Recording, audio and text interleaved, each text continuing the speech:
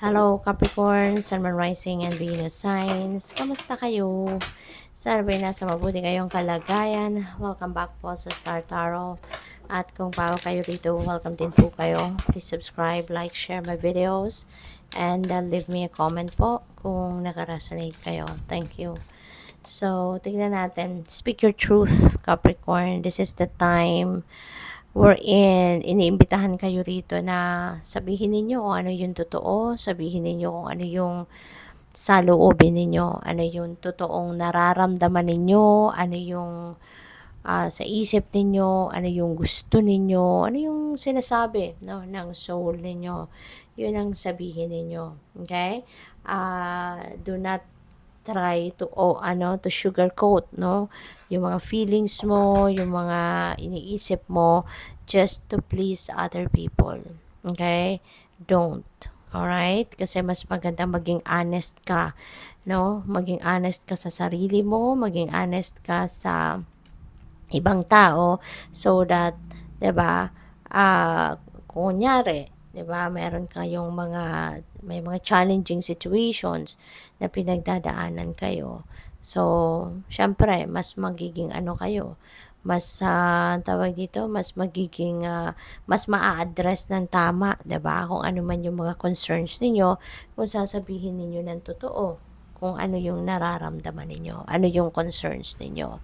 So, we also have rest deeply. Siguro, pagod na din kayo. Maaring you're exhausted, hindi lang physically, mentally, emotionally. Baka pagod na din kayo, no? Capricorn, kaya it's about time na for you to rest. Also, it's about time na for you to siguro mag-ano kayo, kailangan na magpahinga, kailangan na mag-relax, kailangan na mag-ano kayo ngayon, no? Ibigay ninyo yan sa sarili ninyo, baka hindi na kayo natutulog ng maayos, baka hindi kayo natutulog ng tawag dito, tama sa oras, 'di ba? And always remember, no, na yung sleep is very important. Yung sleep, very vital yan sa ating overall health, no? Kasi during sleep, diyan lang tayo nagre-recover, diyan lang nagre-recuperate ang katawan natin. Kaya it's very very important, no, for you to rest. All right? So what else? We have kindle love.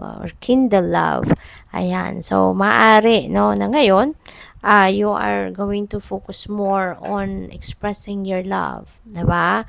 Or maaari, no, na love is in the air. Kaya po pwede rin ang iba sa inyo rito, merong you're going to show off your love for someone, no? Mag-express ka ngayon ng inyong pagmamahal, pag-aalaga, concern sa mga mahal ninyo sa buhay, 'di ba? Maaring ngayon mas marami kayong pwede rin ano, na ibang tao yung magpaparamdam sa iyo ng pagmamahal, ibang tao yung magpapakita, no, ng kanyang pagmamahal sa iyo. So, pwedeng ganun din. Merong mag-i-express din ng kanyang pag-ibig sa iyo at this time. So, that is possible. So, tignan natin kung ano pa yung mga messages ni Capricorn. We have time out. Take time out for much needed break and relax. So, rest deeply. Take a time out for needed break and relax, no? Capricorn, siguro talaga pagod na kayo, no? Siguro ang dami ninyong ginagawa, no? Physically, ang dami ninyong burden. Marami kayong ginagawa. Po pwedeng sa trabaho yan, super busy kayo. Po pwede rin na sa pamilya, no? Po pwedeng ano din ito Po pwedeng yung kapaguran na to could be responsibilities, obligations sa pamilya. Baka napapagod na din kayo dyan, di ba? So, whatever the case may be, no, give yourself time a break. Okay? You deserve a break.